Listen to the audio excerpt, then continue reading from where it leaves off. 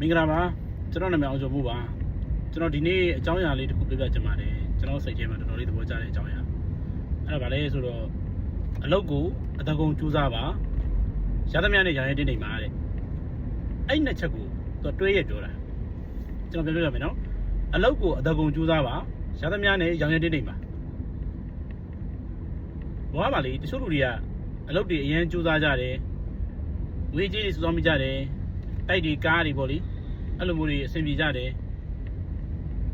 ဒါပေမဲ့ခက်တာသူတို့စိတ်ထဲမှာပြဿနာဖြစ်နေတယ်ဘာပြဿနာလဲဆိုတော့သူ့ထက်မြင့်တဲ့လူနဲ့တွားပြီးနိုင်ရှင်ပြီးတော့သူတို့စိတ်ထဲမှာ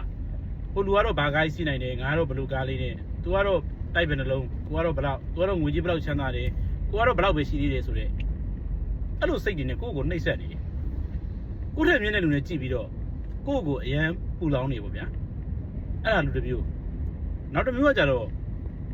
ဘဝဆိုတာတူတူလေးပဲပျော်ပျော်နေမယ်ကွာဆိုပြီးတော့ကွေးတော့လည်းမဆန့်ပြီးဆန်တော့လည်းမခွေးမိဆိုပြီးတော့အဲ့လိုမျိုး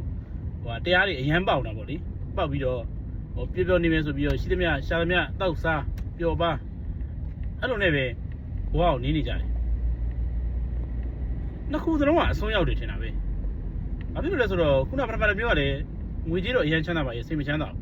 နောက်တစ်မျိုးတော့စိတ်ချမ်းသာဖို့အတွက်တော့ကြိုးစားတယ်အဲ့ဒါမှန်မှန်လားဆိုမှန်တယ်ဒါပေမဲ့သူပြောသလိုမနှက်ဖြန်သေးသွားနေတာပဲဆိုတော့တွေးပြီးတော့ဒီနေ့ပြောနေမယ်ဆိုပြီးအကုန်လုံးသုံးဆွဲပျော်ပါပြီးလုပ်နေတာโอเคသေးသွားခဲ့ရင်တော့ပြဿနာတော့မရှိဘူးဗျာမသေးသွားရင်ကိုယ့်အတွက်နောက်အနာဂတ်အတွက်ကိုမိသားစုအတွက်ကိုယ့်ရဲ့နောက်မျိုးဆက်အတွက်ဘာမှလည်းကိုကမပေးနိုင်ဘူးဆိုရှင်အဲ့ဒါရတော်တော်ဆင်ပြေတဲ့ကိစ္စဗျအဲ့တော့ကျွန်တော်ခုနပြောပြတဲ့အချက်နှစ်ခုလေအလုပ်ကိုအတကုံကြိုးစားပါရသမျှနဲ့ရောင်ရဲတင်းနေပါ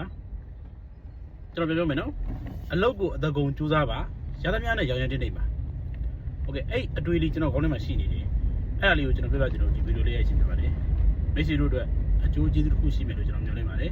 ကျေးဇူးအများကြီးတင်ပါတယ်